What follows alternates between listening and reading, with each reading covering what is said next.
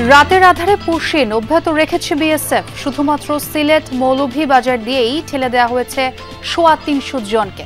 ব্রাহ্মণবাড়িয়ায় ২ বাংলাদেশিকে গুলি। চুয়াডাঙ্গায় মহামারীর মতো ছড়িয়ে পড়ছে অনলাইন বেটিং। লোভের ফাঁদে পা দিয়ে সর্বশান্ত অনেকে, বাড়ছে অপরাধও। প্রথম স্টেপে আমাকে ৮৫০ টাকা ফি দেয়, দ্বিতীয় স্টেপে ১০,০০০ টাকা ডিপোজিট করা লাগে। অনেক বড় একটা অ্যামাউন্ট যখন আমার একবারে নিয়ে নেয় এক রাত্রে, সকালবেলা আমি আইডিও আর পাই না। রাজবাড়ীতে ভোগান্তির আরেক নাম হাসপাতাল সড়ক।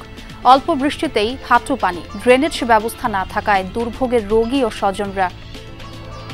বৃষ্টি হয়েছে, এতে এই পানি। আমরা হসপিটালে আসছি, প্রচুর যাচ্ছ, পানি জমে আছে, কোথায় যে যাবো কি করব বোঝা মুশকিল। বিগত ৫-৭ বছর ধরে রাস্তার কোনো কাজ হচ্ছে না। ঘুষ ছাড়াই মেধা ও যোগ্যতার ভিত্তিতে পুলিশের চাকরি। উচ্ছ্বসিত সাতক্ষীরা ও মুন্সিগঞ্জের কনস্টেবল পদে সদ্য নিয়োগপ্রাপ্তরা। ১২০ টাকায় চাকরিটা পেলাম, অনেক খুশি। আমার বাবা মাও অনেক খুশি। আমার মা আজকে রোজা ছিল, আমি শুনে খুবই খুশি হবে। বিদ্রোহী কবির ১২৬তম জন্মজয়ন্তীতে নানা আয়োজন। ধ্বংসের পথে নজরুল পত্নীর স্মৃতি বিজড়িত তেওতা জমিদার বাড়ি। যদি হচ্ছে এই কাজী নজরুল ইসলামের শ্বশুরবাড়িটা যদি ঠিক করা হতো। নজরুল প্রমিলা স্মৃতিস্বরূপ দেখার মতো, জানার মতো, বোঝার মতো কোনো কিছুই নেই। সব জানালা টানালা সব বিল্ডিং সব ভেঙে ছেড়ে পড়ে যেতেছে, অলরেডি খুবই ঝুঁকিপূর্ণ হয়ে গেছে। ধীরে ধীরে জমতে শুরু করেছে কোরবানির হাট। ছোট ও মাঝারি পশুর চাহিদা বেশি। বড় গরু বেচতে অনলাইনে খামারিদের প্রচারণা। দাম দর কাস্টমার হলে তো বেচা কিনা হতো, কাস্টমার দামই তো পায় না। বাজারের সার্বিক অবস্থা মোটামুটি বোঝা যাচ্ছে। অনেক সাইজের গরু আছে, তার মধ্যে এটাও আমার খুব ভালো লাগে।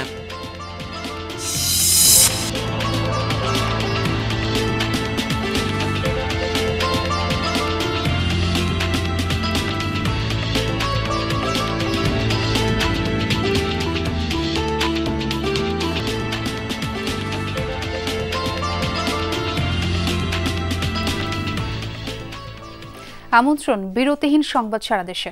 আপনাদের সঙ্গে আছে আমি ছোয়া খন্দকার। এতক্ষণ শিরোনাম দেখছিলেন।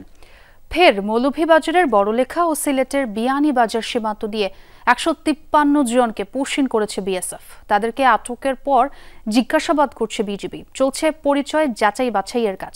গত ৬ মে থেকে এখন পর্যন্ত এই ২ জেলার সীমান্ত দিয়ে ৩২৫ জনকে পুশিন করেছে বিএসএফ।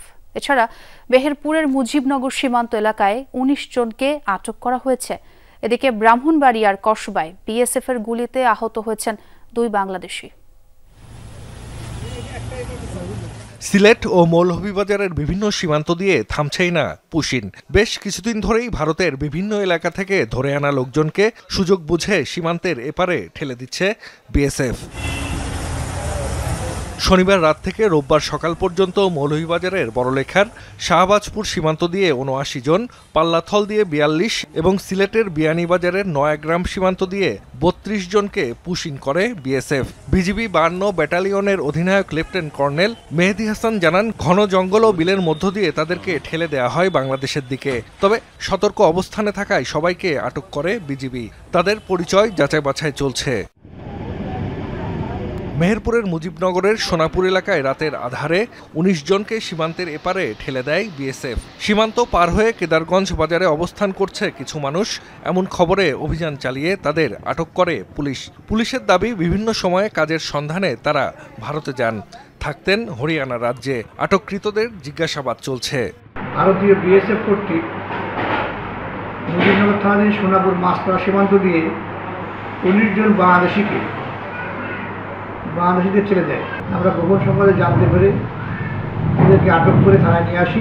এদিকে ব্রাহ্মণবাড়িয়ার কসবা সীমান্তে বিএসএফ এর গুলিতে আহত হয়েছেন ২ বাংলাদেশি। শনিবার রাতে খাদলা এলাকায় শ্যামপুর সীমান্তে ঘটে এ ঘটনা। বিজিবি জানায়, স্থানীয় রবিউল আজাদ সহ কয়েকজন সীমান্ত এলাকায় যান। তখনই বিএসএফ জওয়ানরা তাদের দিকে গুলি ছোড়ে। এ সময় গুলিবিদ্ধ হয় রবিউল ও আজাদ। বাকিরা তাদের উদ্ধার করে নিয়ে আসে সদর হাসপাতালে। জাহিদ হাসান, যমুনা নিউজ। টাঙ্গাইলের বনাঞ্চলে বসবাসকারীদের বিরুদ্ধে দায়ের করা ১২৯টি মামলা প্রত্যাহারের ঘোষণা দিয়েছেন বন ও পরিবেশ উপদেষ্টা সৈয়দা রিজওয়ানা হাসান। দুপুরে টাঙ্গাইল বন বিভাগের আওতাধীন মধুপুরের টেলকি এলাকায় শাল চারা রোপণ করেন তিনি। এ সময় উপদেষ্টা বলেন, শালবনে আবারও শাল গাছ ফেরত আনা হবে, তাই আসন্ন বর্ষায় বেশি বেশি শাল গাছ রোপণ করার আহ্বান জানান তিনি।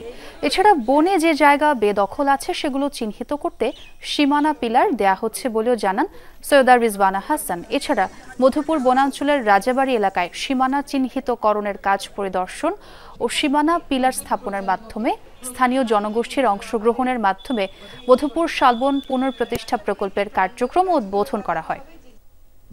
এখানে প্রথাগত বন্যবাসীদের সাথে বন বিভাগের অনেক কটা মামলা মোকদ্দমা আছে। আমরা আজকে 129টা মামলা প্রত্যাহার করার ঘোষণা দিয়ে কর্মসূচিটা শুরু করব। তারপরে ক্রমান্বয়ে যেখানে আমি দেখব যে বন বিভাগে শুধু এই মামলাগুলোর পিছনে অনেক সময় এবং টাকা ব্যয় হয় সেটা এবং কোনো ফল আসে না, সেই মামলাগুলো আমরা প্রত্যাহার করে নেব। জুলাই অভ্যুত্থানের মাধ্যমে দেশের স্বাধীনতার চেতনা ও গণতান্ত্রিক অগ্রযাত্রা সমুন্নত হয়েছে, এমন মন্তব্য করেছেন নৌ উপদেষ্টা ডক্টর এম শাখাওয়াত হোসেন। সকালে পটুয়াখালী কলাপাড়ায় নৌবাহিনীর 463 নবীন নাবিকদের শিক্ষা সমাপনী কুচকাওয়াজ পরিদর্শন করেন তিনি। স্মরণ করেন জুলাই অভ্যুত্থানে শহীদ ও আহতদের। দেশের সার্বভৌমত্ব রক্ষায় নৌবাহিনীর নবীন সদস্যদের দৃঢ় সংকল্পবদ্ধ হওয়ার আহ্বান জানান উপদেষ্টা। আশা করেন সুবিশাল সমুদ্র সীমা রক্ষার পাশাপাশি শক্তিশালী দেশ করতে অগ্রণী ভূমিকা রাখবেন তারা। পরে 3 জনকে পুরস্কৃত করা হয়।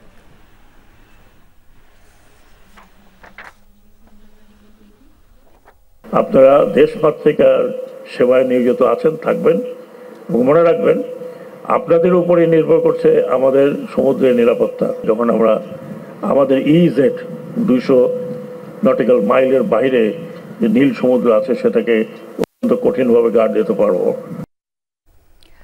জুলাই অভ্যুত্থানে ফরিদপুর সদর থানা থেকে লুট হওয়া একটি শর্ট গান উদ্ধার করেছে পুলিশ। সকালে থানার ভারপ্রাপ্ত কর্মকর্তা জানান, গত 5 আগস্ট সদর থানায় হামলা, অগ্নিসংযোগ ও অস্ত্র লুটের মামলায় রাতুল ও আনিস নামে 2 জনকে গ্রেফতার করা হয়। তাদের দেয়া তথ্যে একটি এনজিও অফিসের গেটের পাশ থেকে পরিত্যক্ত অস্ত্রটি উদ্ধার করা হয়। পুলিশ জানায় 5 আগস্ট থানা থেকে বেশ কিছু আগ্নেয়াস্ত্র লুট করে হামলাকারীরা, যার বেশ কয়েকটি অস্ত্র এখনও উদ্ধার করা যায়নি। সেগুলোর সন্ধান দিতে পারলে পুরস্কৃত করার ঘোষণাও দেন সদর থানার ওসি। দেশের স্বার্থের বিরুদ্ধে যায় এমন কিছুতে সমর্থন নেই জামাতের। দেয়া যাবে না করিডোর ও বন্দর, বলেছেন জামাত ইসলামীর আমির ডাক্তার শফিকুর রহমান। দুপুরে মৌলভীবাজারের কুলাউড়ায় চা শ্রমিকদের সাথে মতবিনিময় শেষে জামাতের আমির বলেন, করিডোর ও বন্দরের মতো ইস্যুতে নির্বাচিত সরকারেরই সিদ্ধান্ত নেওয়া উচিত। অন্তর্বর্তী সরকার সিদ্ধান্ত নিতে চাইলে সকল রাজনৈতিক দলের মতামত নেওয়া প্রয়োজন বলেও মনে করেন তিনি। এছাড়া অন্তর্বর্তী সরকারের মেয়াদ বাড়ানোর বিষয়েও সমর্থন নেই জামাতের। ডাক্তার শফিক বলেন, প্রধান উপদেষ্টার দেয়া সময়সীমা ডিসেম্বর থেকে 26শে জুনের মধ্যেই একটি স্বচ্ছ ও নিরপেক্ষ নির্বাচন চায় জামাতে ইসলামী। মানবিক করিডোর নো, আমরা নো বলে এসেছি। বন্দর আমরা নো বলে এসেছি। দেশের স্বার্থের বিরুদ্ধে আমরা কোনো কিছুতে হা বলেছি। দেশের স্বার্থ যেখানেই বিকৃত হবে সেখানেই নো। এই দুইটাও নো। আমরা বলেছি যে এই দুইটা নিয়ে না আগানো ভালো। এটা এসে নির্বাচিত সরকারের যদি এই ধরনের কোনো ইস্যু থাকে পার্লামেন্ট এটা ডিসাইড করবে। চুয়াডাঙ্গায় ছড়িয়ে পড়েছে অনলাইন বেটিং এর জাল। চমকপ্রদ বিজ্ঞাপন আর লোভনীয় ফাঁদে পা দিচ্ছেন অনেকে। দ্রুত সময়ের মধ্যে কয়েক গুণ টাকা আয়ের লক্ষ্যে বিনিয়োগ করছেন তারা। লগ্নির জন্য টাকা জোগাতে কেউ জড়িয়ে পড়ছেন নানা অপরাধে। হ্যাঁ ভাই, ফোন থেকে টাকা ইনকাম করা যায়।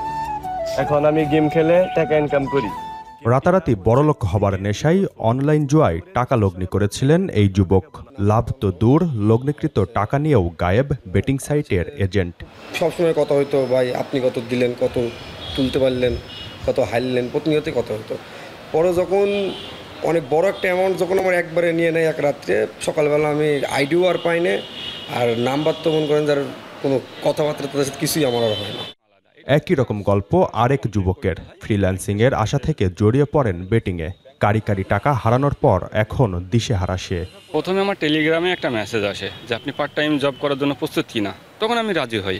প্রথম স্টেপে আমাকে 850 টাকা ফি দেয়, দ্বিতীয় স্টেপে 10,000 টাকা ডিপোজিট করা লাগে, তখন আবার 97,000 টাকা ডিপোজিট করতে বলে। 97,000 টাকা ডিপোজিট করে কমপ্লিটলি সম্পূর্ণ তুলে নিতে পারবেন। চুয়াডাঙ্গা জেলা জুড়ে এরকম ভুক্তভোগীর তালিকা দিনকে দিন বাড়ছেই, সেই সাথে পাল্লা দিয়ে বাড়ছে জুয়ারির সংখ্যাও। বেটিংয়ের জন্য টাকা জোগাতে অপরাধে জড়িয়ে পড়ছে কেউ কেউ। অনেকে এই টাকার জোগাড় করতে গিয়ে বিভিন্ন অসৎ উপায় অবলম্বন করার ফলে সময় মতো পরিশোধ করতে না পারাতে আত্মহননের পথ খুঁজে নিচ্ছে। যে খেলছে সে আর হচ্ছে যে খেলাচ্ছে, এদের দুইজনের মধ্যে সীমাবদ্ধ। তারা দুইজন না জানানো পর্যন্ত বাইরের মানুষ দ্বিতীয় পক্ষ তো জানতে পারছে না। প্রথমে ডিপোজিট করলে পাবেন 50% বোনাস। চোখের সামনে শত শত মানুষ নিঃস্ব হলেও কোনোভাবেই লাগাম টানতে পারছে না প্রশাসন। আমাদের যে জুয়া আইন আছে সেখানে আসলে অনলাইন জুয়ার নিয়ে ব্যবস্থা গ্রহণ করার সুযোগ অনেক কম। আমরা যেহেতু এটা বেশিরভাগই ইয়াঙ্গার জেনারেশন, আমরা এরকম তথ্য পেলে তাদেরকে মা বাবার মাধ্যমে আমরা সামাজিকভাবে সচেতন করার চেষ্টা করছি। আর যারা ক্ষতিগ্রস্ত আসলে এই সম্পর্কে এরকম কোনো অভিযোগ এখনো পর্যন্ত আসলে অভিযোগ আমাদের কাছে আসেনি। মোবাইল অ্যাপস ও ওয়েবসাইট ভিত্তিক এসব বেটিং সাইটগুলোর আর্থিক লেনদেন হয় বিভিন্ন মোবাইল ব্যাংকিং ও ব্যাংক অ্যাকাউন্টের মাধ্যমে। আইনশৃঙ্খলা বাহিনীর সদিচ্ছায় সেসব অপরাধী চক্রদের সহজেই শনাক্ত করা সম্ভব বলছেন বিশেষজ্ঞরা। জিসান আহমেদ, যমুনা নিউজ, চুয়াডাঙ্গা। খুলনা মহানগরের সেবা বঞ্চিত ও হয়রানির শিকার নাগরিকদের সরাসরি অভিযোগ শুনছে দুর্নীতি দমন কমিশন দুদক। জেলা শিল্পকলা একাডেমি মিলনায়তনে অনুষ্ঠিত হয় গণশুনানি। এ সময় বিভিন্ন সরকারি অফিসে সেবা প্রাপ্তিতে হয়রানির শিকার ও সেবা বঞ্চিত সংক্ষুব্ধ জনসাধারণ তাদের অভিযোগ দুদক কমিশনার ও ঊর্ধ্বতন কর্মকর্তাদের সামনে উপস্থাপন করেন। অনুষ্ঠানে উপস্থিত ছিলেন দুদক কমিশনার মিয়া মোহাম্মদ আলী আকবর আজিজি। সরকারি পরিষেবা নিশ্চিতকরণ এবং সরকারি কর্মকর্তাদের মাঝে সততা, নিষ্ঠা, জবাবদিহিতা ও মূল্যবোধ বৃদ্ধির মাধ্যমে দেশ থেকে দুর্নীতি নির্মূল করাই গণশুনানির মূল উদ্দেশ্য বলে জানান উপস্থিত কর্মকর্তারা। আমার প্রিয় খুলনাবাসীর কাছে দুইটা অনুরোধ নিই। প্রথম অনুরোধ হচ্ছে, যেটা আপনার বিবেক বলে সেটা করেন, এর বাইরে কিছু করেন না। কোনো লাইনে যদি দাঁড়ান 100 টাকা ঘুষ দিয়ে আগে যে কাজটা করেন নিয়েন না, অন্য কাউকে ওভারটেক করেন, এইটুক ধৈর্য ধরেন। আর দ্বিতীয় ঘুষ দিবেন না। আজকের এই গণশুনানির মূল প্রতিপাদ্য বিষয় হচ্ছে যে নিজেকে সৎ থাকবো, পরিবারবর্গকে সুপথে চালাবো।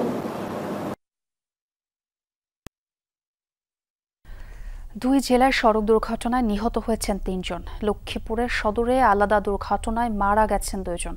পুলিশ জানায় লক্ষ্মীপুর রামগতি আঞ্চলিক সড়কের আবিরনগর এলাকায় সিমেন্টবাহী কভার্ড ভ্যান একটি ভ্যান গাড়িকে চাপা দেয়। এতে গুরুতর আহত ভ্যান চালক নজরুল ইসলামকে হাসপাতালে নেওয়া হলে চিকিৎসক মৃত ঘোষণা করেন।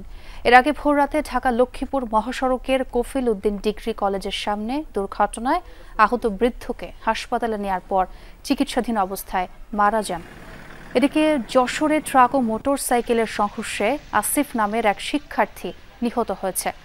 গুরুতর আহত হয়েছে একজন। দুপুরে খয়েরতলা এলাকায় দুর্ঘটনা ঘটে। এই ঘটনায় বিক্ষুব্ধ এলাকাবাসী ও নিহতের স্বজনরা সড়কে গাড়ি আটকে বিক্ষোভ করেন। পরে ফায়ার সার্ভিস ও আইন শৃঙ্খলা বাহিনী এসে পরিস্থিতি নিয়ন্ত্রণে আনেন। পুলিশ জানায় হতাহত দুজনই পালবাড়িতে টেকনিক্যাল অ্যান্ড ম্যানেজমেন্ট কলেজের প্রথম বর্ষের শিক্ষার্থী। ঘাতক ট্রাকটি আটক হলেও পালিয়েছে চালক। প্রথম শ্রেণীর পৌরসভা হলেও বেহাল রাজবাড়ির পৌর সড়কগুলো। ড্রেনেজ ব্যবস্থা না থাকায় অল্প বৃষ্টিতেই তলিয়ে যায় সদর হাসপাতাল সড়কটি। তার উপর দীর্ঘদিন ধরে সংস্কার না হওয়ায় হয়ে পড়েছে ঝুঁকিপূর্ণ। দুর্ভোগে রোগীসহ যাত্রীরা। যানবাহনে করে হোক কিংবা পায়ে হেঁটে গন্তব্যে যাওয়া, পানি ঠেলেই চলাচল করতে হয় এই পথের যাত্রী পথচারীদের। অথচ প্রথম শ্রেণীর পৌরসভার অন্যতম গুরুত্বপূর্ণ সড়ক এটি। রাজবাড়ী সদর হাসপাতাল সড়ক। পৌরসভার ড্রেনেজ ব্যবস্থা উন্নত না হওয়ায় সামান্য বৃষ্টিতেই পানিতে তলিয়ে যায় রাস্তাটি। তার উপর প্রায় 8 বছর ধরে নেই সংস্কার। ফলাফল যেখানে সেখানে ইটের খোয়া আর বিটুমিন উঠে ঝুঁকিপূর্ণ হয়ে পড়েছে এই সড়ক। বৃষ্টি হয়েছে, এতে এই পানি। আমরা হসপিটালে আসছি ভাই, এটা রাজবাড়ী সদর হসপিটাল, সরকারি হাসপাতাল রোড। বিগত 5-7 বছর ধরে রাস্তার কোনো কাজ হচ্ছে না। বিভিন্ন দুর্ভোগ হচ্ছে, বিভিন্ন অ্যাক্সিডেন্ট হচ্ছে। প্রচুর গাছ, পানি জমে আছে, কোথায় দিয়ে যাবো কি করব বোঝা মুশকিল। অথচ সদর হাসপাতাল ছাড়াও সড়কটির দুধারে রয়েছে সিভিল সার্জনের কার্যালয়, স্কুল কলেজ সহ বিভিন্ন ব্যবসা প্রতিষ্ঠান। তার উপর দিনরাত রড সিমেন্ট সহ বিভিন্ন পণ্যবাহী ভারী যানবাহন চলাচল করে এই সড়ক দিয়ে। তবু মেরামতে যেন মাথা ব্যথা নেই কারো। হাসপাতাল এই রাস্তা দিয়ে সংযুক্ত, বিদ্যুৎ অফিস, বিআরডিপি অফিস, এখানে পলিটেকনিক্যাল কলেজ এবং সবকিছু এই রাস্তার সাথে সংযুক্ত। মন্ত্রীও ছিল, এমপি ছিল, মেয়র ছিল, সবাই এই রোডে ছিল, কিন্তু কেউ সংস্কার করে নাই এ পর্যন্ত। মানুষ রুগীগুলো যেতে পারে না, কোনো রিক্সা পাওয়া যায় না, রিক্সা ঘুরে যায়। এই রাস্তাতে হাসপাতালে যাওয়ার মতন মনে করে কোনো সময় রিক্সা পাওয়াই যায় না। প্রকল্প অনুমোদনের অপেক্ষায় পৌর কর্তৃপক্ষ বলছেন ভালো বরাদ্দ পেলেই সম্ভব উন্নয়ন কাজ। আপাতত পানি নিষ্কাশন করে চলছে জনদুর্ভোগ লাঘবের চেষ্টা। বড় একটা প্রজেক্টের অন্তর্ভুক্ত আছে তো ওই প্রকল্পটা, আমরা খুব তাড়াতাড়ি প্রকল্পের অর্থ পাবো এই আশায় আমরা ওইটা আপাতত আমরা কাজ করছি না, কিন্তু অর্থ প্রাপ্তি সাপেক্ষে উন্নয়ন কাজ করা হবে। 1991 সালে রাজবাড়ী পৌরসভা প্রথম শ্রেণীতে উন্নীত হয়। প্রায় ৭৮,০০০ মানুষের বাস এই পৌর শহরে। হুমায়ুন রশিদ, যমুনা নিউজ। 10 দফা দাবিতে সারা দেশে পেট্রোল পাম্প ও ট্যাঙ্ক লরি মালিক ঐক্য পরিষদের আধাবেলার ধর্মঘট পালিত হয়েছে। সকাল 6টা থেকে শুরু হওয়া এই কর্মসূচি চলে দুপুর 2টা পর্যন্ত। বন্ধ থাকে সব পাম্প। তেল উত্তোলন আর পরিবহনও বন্ধ রাখেন মালিকরা। তেল বিক্রির কমিশন ন্যূনতম 7 ভাগ করা, বিপণন কোম্পানি থেকে ডিলারশিপ ছাড়া সরাসরি তেল বিক্রি বন্ধ, নথিপত্র যাচাইয়ের নামে যত্রতত্র ট্যাঙ্ক লরি না থামানো সহ 10 দফা দাবি তাদের। এদিকে ধর্মঘটের কারণে বিপাকে পড়েন গণপরিবহন চালকরা। পাম্প গিয়ে ফিরে যান তারা। মেধা ও যোগ্যতার ভিত্তিতে হয়েছে পুলিশের নিয়োগ। এতে উচ্ছ্বসিত সাতক্ষীরা ও মুন্সিগঞ্জে কনস্টেবল পদে সদ্য নিয়োগপ্রাপ্তরা। তাদের বেশিরভাগই নিম্নবিত্ত পরিবারের সন্তান। আনন্দিত অভিভাবকরাও। ঘোষণা হচ্ছে পুলিশে নিয়োগ পরীক্ষার ফলাফল। প্রার্থীদের চোখে মুখে উদ্বেগ। উত্তীর্ণের তালিকায় নিজের নাম শুনে কান্নায় ভেঙে পড়েন মুর্শিদ আলম। সমাপ্তি ঘটল ইটভাটায় দুর্বিষহ জীবনের অধ্যায়। সম্প্রতি সাতক্ষীরায় কনস্টেবল পদে চাকরি পেয়েছেন 28 জন। তাদের মধ্যে 3 জন নারী, বেশিরভাগই হতদরিদ্র পরিবারের। নিজের মেধা ও যোগ্যতায় উত্তীর্ণ হয়েছেন সবাই। দিন অনেক কাজ করে, ধান কাটে, মাদুর বিক্রি করে, অনেক কষ্ট করে মানুষ করে, পরিবার ছোট সন্তান। আমার বাবা একজন ভ্যান চালক, আমাদের কোনো যোগাযোগ না, আমি সম্পূর্ণ আমার মেধায় চাকরি পেয়েছি। ভীষণ খুশি হবে, আমার মা আজকে রোজা ছিল, আমি শুনে খুবই খুশি হবে। স্যার, মুন্সিগঞ্জেও নিয়োগ পেয়েছেন 2 নারী সহ 20 জন। পূরণ হয়েছে স্বপ্ন, মূল্যায়ন হয়েছে সততা, মেধা ও যোগ্যতার। সামনে এখন পেশাদারিত্বের চ্যালেঞ্জ। 120 টাকায় চাকরিটা পেলাম, অনেক খুশি। আমার বাবা মাও অনেক খুশি। দেশের জন্য কাজ করব। পুলিশের চাকরিতে আসলে কোনো ঘুষি লাগে না, সেটা একদম নিজের যোগ্যতার ভিত্তিতে নিজের চাকরিটা পাওয়া যায়। সরকারি চাকরি প্রতিটা ছেলেরই স্বপ্ন থাকে, তো সেই স্বপ্নটা আমি অ্যাচিভ করতে পারছি। চাকরিতে আবেদন ফি মাত্র 120 টাকা, খরচ ওটুকুই, তাতেই সন্তানের সরকারি চাকরি। উচ্ছ্বসিত আনন্দিত অভিভাবকরা।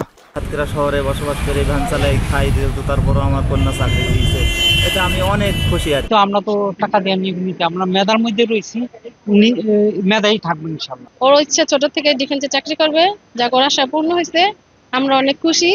নিয়োগ পাওয়াদের সততা ও নিষ্ঠার সাথে দায়িত্ব পালনের আহ্বান পুলিশ সুপারদের। চাকরি দেওয়ার নামে প্রতারকদের থেকে সতর্ক থাকার আহ্বান জানানো হয়েছে। তারা যেহেতু স্বচ্ছ একটা প্রক্রিয়ার মাধ্যমে নিরপেক্ষভাবে নির্বাচিত হয়েছেন, তারা এই দেশকে গড়ে তোলার ক্ষেত্রে একনিষ্ঠভাবে কাজ করবেন। তারা তাদের মেধা প্রজ্ঞার মাধ্যমে মানুষের জানমাল এগুলো নিরাপত্তা বিধানে সর্বোচ্চ ত্যাগ স্বীকার করে এই দেশকে সমৃদ্ধির জন্য কাজ করে যাবেন। ঘুষ দুর্নীতিমুক্ত যে পুলিশের যে দুর্নাম, এটা থেকে সে দূরে থাকবে এবং দুর্নীতিমুক্ত যে পুলিশ সমাজ বলে আমরা, এটা তারা বজায় রাখে, যে তাদের যে পুলিশের কার্যক্রম এটা কাজ করে যাবে। আরও কয়েক জেলাতেও এভাবেই কনস্টেবল পদে নিয়োগ দেওয়া হয়েছে। হত্যাকারীদের দেয়া তথ্যে নিখোঁজের 2 দিন পর মুন্সিগঞ্জ থেকে এক শিশুর মরদেহ উদ্ধার করেছে পুলিশ। সকালে টঙ্গীবাড়ির পলাশপুর এলাকার একটি নির্জন জঙ্গল থেকে 2য় শ্রেণীর শিক্ষার্থী হোসাইনের মরদেহ উদ্ধার করা হয়। পুলিশ জানায় শুক্রবার বিকেল থেকে নিখোঁজ ছিল হোসাইন। শেষবার তাকে দেখা যায় প্রতিবেশী কিশোর আরিয়ানের সাথে। পরে পুলিশ আরিয়ানকে জিজ্ঞাসা করলে হত্যার কথা স্বীকার করে সে। সাইকেল চালানো নিয়ে বাক বিতণ্ডার জেরে হত্যাকাণ্ড জানিয়েছে পুলিশ।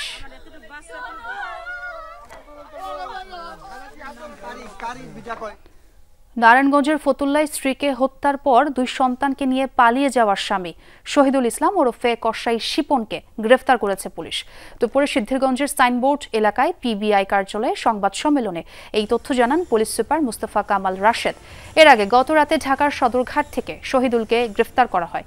19 মে স্ত্রী লাকি আক্তারকে শ্বাসরোধে হত্যার পর পালিয়ে যায় শিপন। এই ঘটনায় নিহতের মা সানিয়া আক্তার বাদী হয়ে ফতুল্লা থানায় একটি হত্যা মামলা করেন। পরে তদন্তের দায়িত্ব পায় পিবিআই। নানা আয়োজনে দেশের বিভিন্ন স্থানে জাতীয় কবি কাজী নজরুল ইসলামের 126তম জন্মবার্ষিকী পালিত হয়েছে। 24-এর গণঅভ্যুত্থান কাজী নজরুলের উত্তরাধিকার প্রতিপাদ্যে পালিত হচ্ছে জন্মজয়ন্তী। সকালে চুয়াডাঙ্গা জেলা প্রশাসনের আয়োজনে কার্পাসডাঙ্গা মিশন পল্লী আটচালা ঘরে কবির স্মৃতিতে ফুলের মালা অর্পণ, দোয়া মাহফিল এবং বর্ণাঢ্য শোভাযাত্রা অনুষ্ঠিত হয়।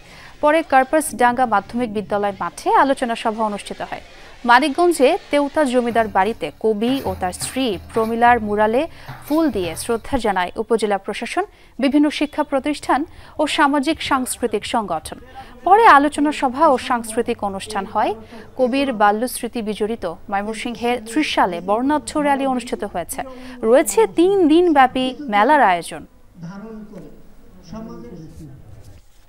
দর্শক, ময়মনসিংহের ত্রিশালে জাতীয় কবি কাজী নজরুল ইসলামের 126তম জন্মজয়ন্তী উপলক্ষে বসেছে নজরুল মেলা। যেমনটি বলছিলাম, সেখানে আছে আমার সহকর্মী হোসেন শাহিদ। শাহিদ, নিশ্চয়ই আমাকে শুনতে পাচ্ছেন। যেমনটি বলছিলাম, 3 দিন ব্যাপী মেলা। আজকের আয়োজন সম্পর্কে একটু জানতে চাই, কি কি থাকছে, কি কি দেখছেন সেখানে? প্রায় 80-র দশক থেকে ময়মনসিংহের ত্রিশালে নজরুল একাডেমি, যেটি জোরারপুর হাই স্কুল ছিল, যখন কবি নজরুল এখানে পড়াশোনা করতেন, তিনি সপ্তম শ্রেণীতে এখানে পড়াশোনা করেছেন। তখন এই উপলক্ষে এই তার মাঠে নজরুল জন্ম জয়ন্তী উৎসব হয়। সেই উৎসবের যে মেলা, সেই মেলাটি এই স্কুল মাঠে পাশে এখানে জাতীয় পর্যায়ের অংশ হিসেবে অনুষ্ঠান হচ্ছে। তবে এগুলি এলাকার সাধারণ মানুষের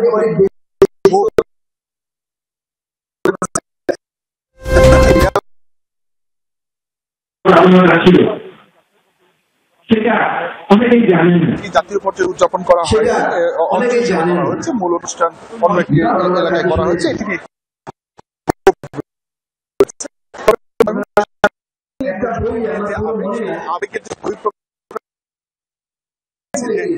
দর্শক, এই উপস্থিতি আমাদের এই অনুষ্ঠান স্থলে রয়েছে। বৃষ্টি একটি বই মেলা হচ্ছে, যেখানে ময়মনসিংহের বিভিন্ন উপজেলা থেকে সাধারণ মানুষ তারা এই মেলায় আসছেন এবং আগামী 2 দিন, আজকে 3 দিন এই মেলা চলবে এইখানে। এছাড়াও ময়মনসিংহের যে ত্রিশালে বিশ্ববিদ্যালয় এই নজরুলের জন্য তাদের সাথে নজরুল। ধন্যবাদ শাহিদ, আপনার মাধ্যমে আয়োজন দেখছিলাম আমরা। জাতীয় কবি কাজী নজরুল এবং তার সহধর্মিণী প্রমিলার স্মৃতি বিজড়িত মানিকগঞ্জের তেওতা জমিদার বাড়ি, যমুনা তীরে গড়ে ওঠা এই জমিদার বাড়ি ঘিরে রয়েছে পর্যটনের অপার সম্ভাবনা, কিন্তু সংস্কারের অভাবে তা ধ্বংসের পথে।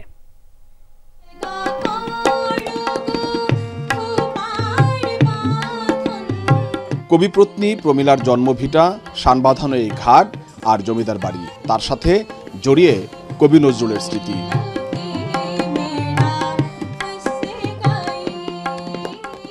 প্রমিলার প্রেমের টানে এখানে তিনি এসেছেন বেশ কয়েকবার, রচনা করেছেন অসংখ্য কালজয়ী সাহিত্য। কিন্তু নজরুলের স্মৃতি বিজড়িত এই তেওতা জমিদার বাড়িটি এখন সংস্কারের অভাবে ধ্বংসের পথে।